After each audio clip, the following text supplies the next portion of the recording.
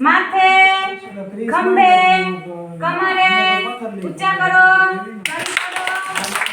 ગાલ ઉપર, વટણે, નીચે, બધા પડી જાઓ. જો આપણે ઋતુઓ હોય તો ઋતુ આપણી કેટલી હોય? 3. કેટલી ઋતુ હોય?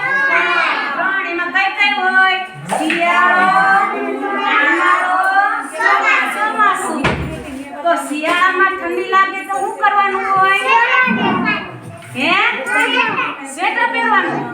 આપણે પછી શિયાળા પછી ઉનાળો આવે, ચોમાસુ.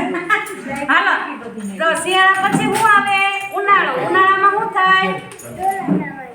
હા, ખાવા ખાવાના. પછી બીજું શું ખાવાનું?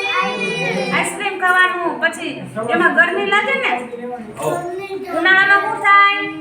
ગરમી લાગે. પછી ચોમાસામાં શું થાય?